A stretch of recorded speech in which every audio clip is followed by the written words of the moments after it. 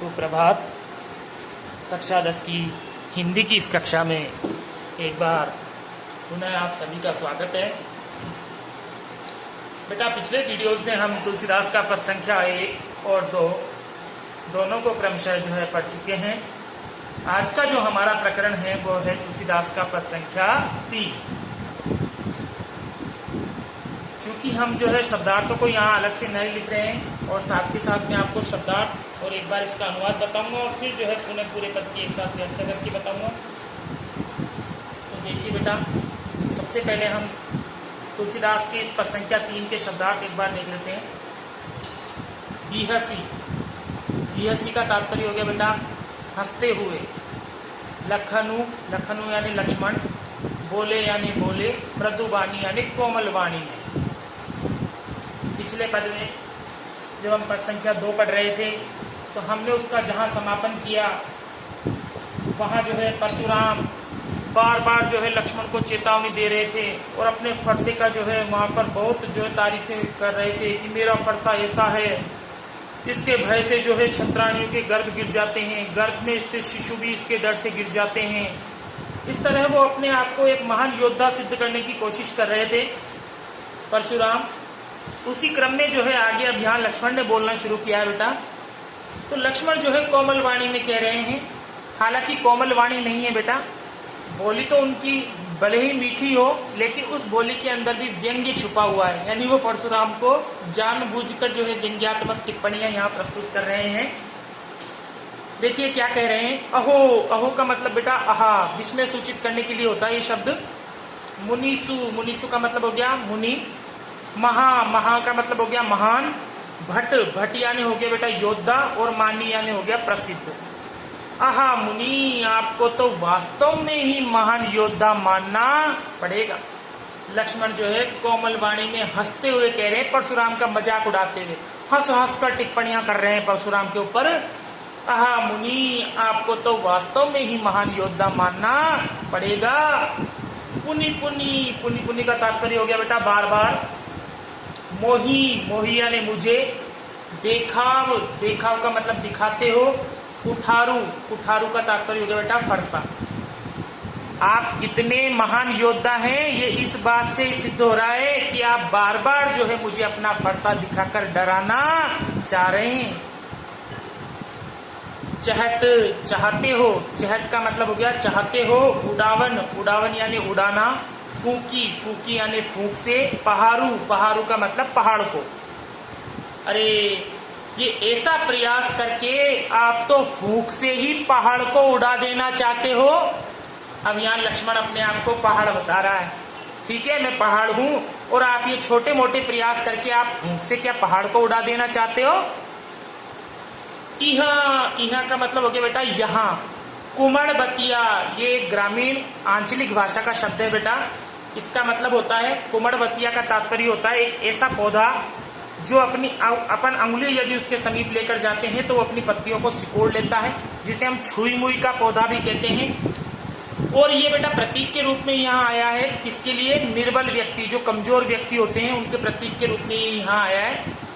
तो देखिए यहाँ कुमड़ बतिया यानी यहाँ हम भी कोई छुई मुई का पौधा नहीं है, हम भी कोई निर्बल व्यक्ति नहीं है। को यानी कोई, नाही यानी नहीं है, हम भी कोई छुई मुई का पौधा नहीं है। जे, जे का मतलब हो गया बेटा जो। तर्जनी, तर्जनी को कहते हैं बेटा ये अंगूठे के पास वाली अंगुली, ये जो चेतावनी देने के लिए या धमकी देने के लिए प्रयोग की जाती है। जे तर्जनी यानी जो आपकी तर्जनी अंगुली देखी यानी देखकर डरी जाही, डर जाएंगे। हम भी कोई छुई मुई के पौधे नहीं है, कोई कमजोर व्यक्ति नहीं है जो आपकी इस तर्जनी अंगुली को दिखाने से हम डर जाएंगे।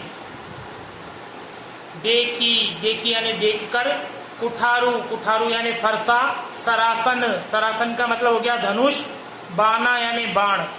मैंने तो आपको क्षत्रियों के भांति कुठार यानी फरसा, धनुष, बाण इत्यादि को देख करके मैं कछु कहा, मैंने कुछ कह दिया सहित अभिमाना, अभिमान पूर्वक। यानी मैंने ये जो आपने वेश बना रखा है क्षत्रियों के समान, धनुष बाण धारण कर रखा है, आप हैं तो ब्राह्मण लेकिन फिर भी आप क्षत्रियों के समान रहते हैं, तो मैंने ये आपका वेश देख करके ऐसे ही अभिमान पूर्वक आपसे कुछ बातें कह दी थी। भृगुसुत समुजी, भृगुसुत का मतलब हो गया बेटा भृगु ऋषि के जो वंशज हैं परशुराम, उनके लिए शब्द आया है। समुजी यानी जान गया हूं, अब मैं जान गया हूं कि आप जो है भृगु ऋषि के वंशज हैं।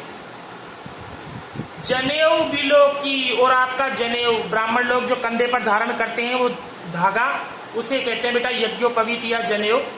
तो अब आपका जनेऊ देखकर मैंने पूरा अंदाजा लगा लिया है या मुझे पता लग गया है कि आप जो है ब्राह्मण हैं। जो कछु कहो, इसलिए आप जो कुछ भी कह रहे हैं सहऊ, सहन कर रहा हूं, रिस रोकी, अपना क्रोध रोक कर। आप भृगु के जो है वंशज हैं और आपका जनेऊ बता रहा है कि आप ब्राह्मण हैं। पहले तो मैंने गलती से आपको क्षत्रिय समझ लिया था, लेकिन अब आपका जनेऊ बता रहा है कि आप क्या हैं, ब्राह्मण हैं। इसलिए आप जो कुछ भी कह रहे हो मैं अपना क्रोध रोककर चुपचाप सुन रहा हूं। क्योंकि क्या हो रहा है बेटा, सुर का मतलब हो गया देवता। महिसुर कल भी आया था बेटा, ये महीदेवन से तात्पर्य था वहां धरती के देवता, वही बेटा यहाँ हो रहा है। मही यानी धरती और सूर्य यानी देवता, धरती के जो देवता अर्थात ब्राह्मण। तो देवता, ब्राह्मण, हरिजन का तात्पर्य हो गया बेटा भगवान के भक्त। अरु से तात्पर्य हो गया और गाय का मतलब हो गया गाय। क्योंकि आप ब्राह्मण हैं इसलिए मैं क्रोध रोककर आपकी सारी बातें सुन रहा हूं। क्योंकि हमारे कुल में देखो, हमारे कुल में इन पर न सुराई का मतलब बेटा वीरता दिखाना। हमारे वंश में इन पर वीरता नहीं दिखाई जाती है। किस पर? एक तो देवताओं पर, एक ब्राह्मणों पर, एक भगवान के भक्तों पर और एक गाय पर। इन सब पर हमारे कुल में जो है वीरता दिखाने की परंपरा नहीं है।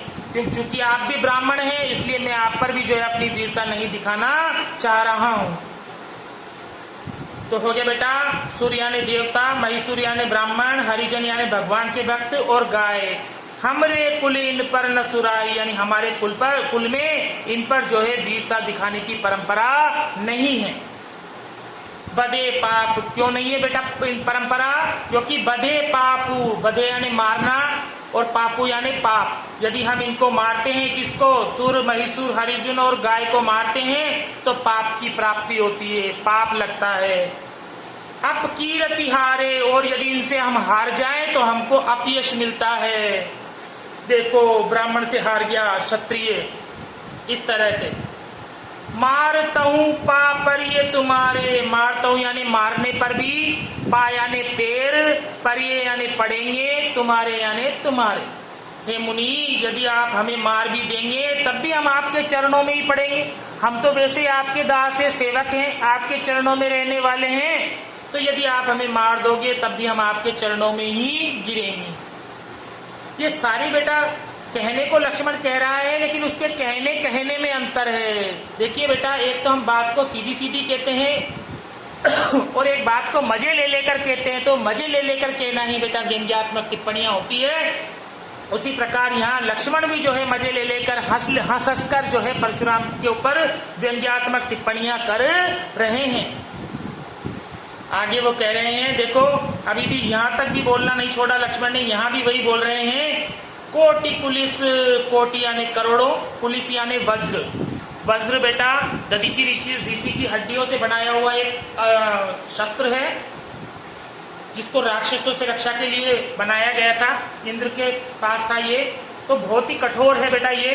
तो जब भी किसी कठोर चीज की हमको तुलना करनी होती है या कठोर चीज की हमको उपमा देनी होती है तो हम वज्र से ही देते हैं उसकी तुलना। तो कोटि यानी करोड़ों, पुलिस यानी वज्र, सम यानी समान, वचन तुम्हारा, वचन यानी वाणी तुम्हारी। यानी कि यहाँ लक्ष्मण कह रहे हैं, मुनि आपकी तो वाणी ही जो है करोड़ों वज्रों के समान कठोर है। व्यर्थ धरऊ धनुबाण कुठारा, फिर आप बेकार में ही ये धनुष बाण और ये फरसा क्यों धारण करते हो? इनकी तो आवश्यकता ही नहीं है। आप तो बोलते ही इतना कठोर हो, इन अस्त्र शस्त्रों की तो आवश्यकता ही नहीं है। ये जो लाइन खींची है बेटा, ये उपमा अलंकार है। सम यानी समान, जब एक वस्तु की दूसरी वस्तु से तुलना दिखाई जाती है तो वहां पर जो है उपमा अलंकार होता है। यहाँ भी परशुराम की वाणी की तुलना जो है करोड़ों वज्रों से लगाई गई है, उससे उसकी उपमा दी गई है, इसलिए यहाँ पर जो है उपमा अलंकार है इस पंक्ति में। आगे देखिए बेटा, जो बिलो की यानी मैंने जो देखा, आपको क्षत्रियों के भांति देखा, अनुचित कहे और अनुचित वचन कह दिए आपसे, क्षमऊ महामुनि धीर, हे मुनि आप मुझे जो है क्षमा कर दीजिए, क्योंकि आप तो महान मुनि हैं, धैर्यशाली हैं, क्षमाशील हैं। क्षमऊ यानी क्षमाशील, धीर यानी धैर्यवान। फिर देखो यहाँ व्यंग्य कर रहा है लक्ष्मण, अगर माफी मांगनी है तो सीधी सीधी मांग ले, लेकिन नहीं, यहाँ भी जो है वो व्यंग कर करके जो है उनसे माफी मांगने का प्रयास कर रहा है कि हे मुनि, मैंने आपके वेश को देखकर जो आपसे अनुचित वचन कह दिए उनको क्षमा कर दीजिए, क्योंकि आप तो बड़े क्षमाशील हैं, आप तो बड़े धैर्यवान हैं। सुनी सरोस भृगुवंश मणि, सुनी यानी सुनकर, सरोस यानी क्रोध, क्रोध सहित, भृगुवंश मणि, भृगुवंश में मणि के समान अर्थात श्रेष्ठ। भृगुवंश में कौन है श्रेष्ठ? परशुराम। बोले गिरा गंभीर, गंभीर वाणी में कहने लगे। देखो बेटा, लक्ष्मण जो है यहाँ कह रहे हैं कि मैंने आपको क्षत्रियों के समान वेश आपका देख करके आपसे जो अनुचित वचन कह दिए उनको क्षमा कर दीजिए, क्योंकि आप तो बहुत क्षमाशील हैं, बहुत धैर्यवान हैं। ये सारी लक्ष्मण की ऐसी व्यंग्यपूर्ण बातें सुनकर के जो है भृगुवंश में श्रेष्ठ मुनि परशुराम क्रोध के साथ जो है गंभीर वाणी में कहने लगे। अब वो क्या कहेंगे बेटा, ये हम पढ़ेंगे पद संख्या 4 में। ये था पद संख्या 3। अब मैं आपको एक एक बार पढ़ कर इनका सबका दोबारा से अनुवाद कर देता हूँ, उसके बाद एक बार कंटिन्यू हम पूरे का अर्थ करेंगे। बिहसी लखन बोले मृदुबानी, पिछले पद का उत्तर देते हुए लक्ष्मण यहाँ मृदुवाणी में यानी कोमल वाणी में हंस हंसकर जो है परशुराम पर व्यंग्य कस कर यहाँ कहने का प्रयास कर रहे हैं। देखिए, अहो मुनि सुमहाभटमानी, आहा मुनि आपको तो वास्तव में ईमान योद्धा मानना पड़ेगा। पुनि पुनि मोहि देखा अब कुठारू, अच्छा इसीलिए आप बार बार मुझे अपना फरसा दिखाकर डराना चाहते हो। चहत उड़ावन फूकी पहाड़ू, अरे ऐसा करके आप तो फूंक से ही पहाड़ को उड़ा देना चाहते हो। यहाँ कुमड़बतिया को उनाई, लेकिन इतना समझ लीजिए कि हम भी कोई छुई मुई का पौधा नहीं है। जे तर्जनी देखी डर जाही, जो आपकी तर्जनी उंगली देखकर डर जाएंगे या मर जाएंगे। देखी कुठार सरासन बाना, मैं कछु कहा सहित अभिमाना, अरे मैंने तो आपको क्षत्रियों के समान ये फरसा या धनुष बाण धारण किए हुए देखकर यूं ही अभिमान पूर्वक कुछ बातें कह दी। भृगुसुत समुझी, लेकिन अब मैं समझ गया हूँ कि आप भृगु ऋषि के वंशज हैं। जनेऊ बिलो की, और आपकी जनेऊ बता रही है कि आप जो है ब्राह्मण हैं। जो कछु कहो सहु ऋषरो की, इसलिए आपने जो भी कुछ कहा है या आप जो भी मुझसे कुछ कह रहे हो, मैं अपने क्रोध को रोककर चुपचाप सुन रहा हूँ, क्योंकि सुर महिसुर हर जनी अरुगाई, हमरे कुलीन पर न सुराई, क्योंकि हमारा जो वंश है, हमारा जो कुल है, उसमें देवता पर, ब्राह्मण पर, भगवान के भक्तों पर और गाय पर, इन पर वीरता दिखाने की परंपरा नहीं है। क्यों नहीं है? क्योंकि बधे पापू, इनको मारने पर जो है पाप मिलता है। अपकीरति हारे, और इनसे हारने पर जो है अपयश प्राप्त होता है। मार तहु पापर ये तुम्हारे, ये है मुनि, यदि आप हमें मार भी देंगे तब भी हम आपके चरणों में ही गिरेंगे। कोटि पुलिस सम वचन तुम्हारा, व्यर्थ धरो धनुबान कुठारा, हे मुनि आपकी तो जो वाणी है वो ही करोड़ों वज्रों के समान कठोर है, तो फिर आप ये व्यर्थ में ही धनुष बाण और फरसा क्यों धारण करते हो। इस तरह वो परशुराम पर व्यंग्य पे व्यंग्य कसे जा रहा है बेटा। और इस तरह मुनि परशुराम बहुत ज्यादा जो है क्रोध में भर जा रहे हैं, फिर भी वो चुप नहीं हो रहा है और कह रहा है, जो बिलो की अनुचित कहे ऊ क्षमऊ महामुनि धीर, हे मुनि मैंने आपको क्षत्रिय समझकर, आपके वेश को देखकर आपसे जो अनुचित बातें कह दी, आप उन्हें क्षमा कर दीजिए, क्योंकि आप तो बहुत महान धैर्यशाली हैं, क्षमाशील हैं। लक्ष्मण की ऐसी व्यंग्यात्मक टिप्पणियां सुन सुनकर भृगुवंश में श्रेष्ठ मुनि परशुराम क्रोध के साथ जो है गंभीर वाणी में कहने लगे। इसके आगे पद संख्या 4 में पढ़ेंगे। एक बार ऊपर से नीचे तक पुनः जो है बिना पढ़े अब इसकी मैं पूरी व्याख्या आपको करके दिखा देता हूँ।